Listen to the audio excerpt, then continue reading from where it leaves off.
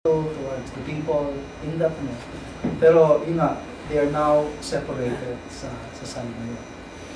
And then, from time to time, isa nakikita namin, some of them attends the Sunday service, especially yung mga young people, pero yung mga matatanda, bihira silang mapunta until now.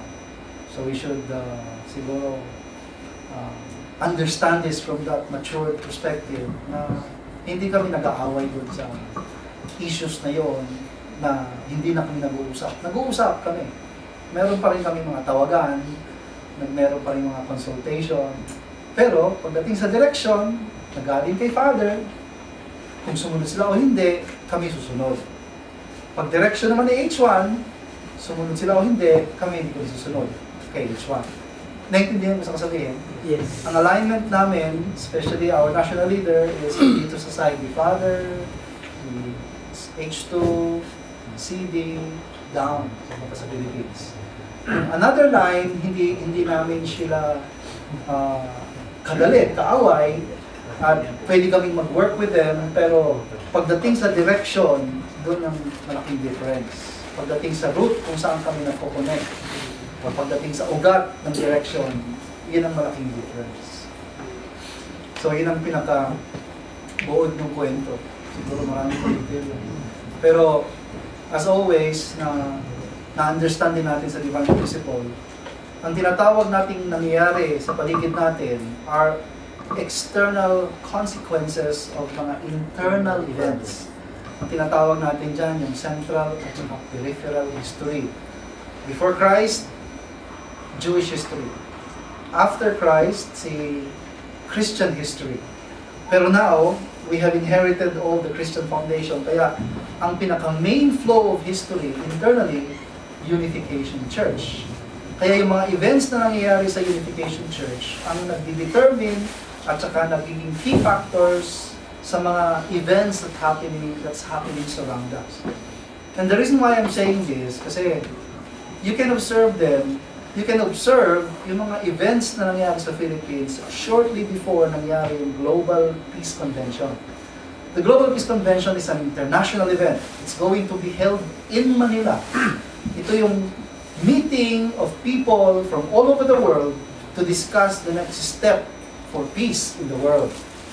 One of the features ng Global Peace Festival na magiging topic sa Global Peace Convention is the Mindanao Peace Initiative. Kasi si Dr. Babano, when she organized that in 2008, 17 committees were organized. Merong military, merong youth, merong media, lahat ng 17 yan. Indigenous, youth, lahat sila.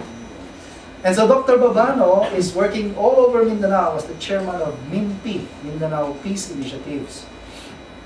Nag-spread din tayo ng activities, sinusupport natin yon. And one of their activities is to spread yung number of ambassadors for peace. Some of the ambassadors for peace were Congressman Pax Mahmuda Datu. Kilala niyo siguro siya, from Sultan Kudarat. Ang governor ng probinsya, anak niya. And so, ambassador for peace din yan. We are always welcome in that province. Now, what I'm saying is, before dumating si H1 sa Pilipinas, that was December 9. 2 weeks before that, may incident na nangyari right there in Mindanao na kung saan nag-work tayo for the peace of the whole country. Where did it happen? Maguindanao. Sino mga na-involved? 2 political family. Sino yung isa? Mahmuda Datu. Sino yung kabila? Ampatuans. Yung mga Ampatuans, sila rin yung nagpapadala ng maraming participants sa Dagupan. I remember, ang dami mga ambassadors for peace, hindi yung mga matataas, pero mga ambassadors for peace na mga kamag-anak na mga Ampatuans. So, ano nangyari sa Mindanao? Nag-away.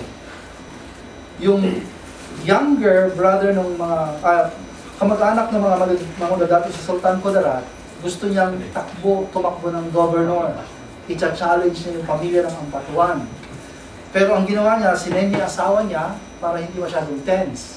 At protection, nagsama siya ng mga around I think 40 journalists kasama doon sa convoy na pupunta sa COMELEC. Pero hinarang sila ng mga Ampatuan. Because of politics, hinatay nila yung mga asawa ng ampatwa, ng mga dato. Pero ang nakakashock pa rito sa balitang ito, hindi lang yung mga politicians' wives ang pinatay. Pati mga journalists pinagpapatay. No? Nabalitaan siguro. And then, talagang premeditated, plinano. May malaking hukay, pagkatapos nilang patayin, na ilang beses nilang binaril, isang daw, sa sexual organ pa ng babae, yung asawa ni Mamadou Dato, binibing sila lahat sa common grave, pati yung mga kotse linibing, tinabunan. Pero hindi natapos, umaandar kay makina, dahil dumadating na yung police, they run away. So the next day, the Philippines heard the news. And then, on that same day, became international news, kumalat sa buong mundo. The Philippines is the worst place for journalists, the most dangerous place for journalists. The Philippines has the single most number of journalists killed in one incident dahil sa politics. Anyway, ang ibig sabihin, sino si H1? Siya yung founder ng GPF. Pumunta siya sa Philippines, anong project niya? Mindanao Peace Initiative for the peace of the world. And he's supposed to make that message echo all over the world. Pero ibang balita ang lumabas sa mundo from the Philippines and from Mindanao. And then, yung head ng ating military group, Cagayan de Oro siya, General Alfredo S. Cayton Jr. When he was the camp commander of Camp Aguinaldo, nagkaroon ng rally doon. Ang speaker, si Cook Jim Nim. Kakaunti ang dumating, pero sabi niya, it's okay. It's enough that we have entered. It's a very important institution representing the country. You follow up these two generals. Kaya invite sila sa mga international conference, inalagaan sila mabuti, naging member silang dalawa. And then anak sila ni Cook Jim Nim. Nag-attend sila, nagdala sila ng maraming sundalo and we lecture to them. And siguro, we have more than 1,000 soldiers. And then hindi lang yun, nung natapunta siya sa J7, he was writing letters to camps na kung pwede kami pumasok mag-lecture sa mga sundalo. Ganun ka-powerful siya dahil kilala niya yung chief of staff at the time. Sabi pa nga, baka daw maging chief of staff yan, kaya lang hindi siya PMA, graduate siya ng UST. Kaya mataas na siyang official doon. Anyway, so pagkatapos nung J7 term niya, inassign siya sa Cotabato City.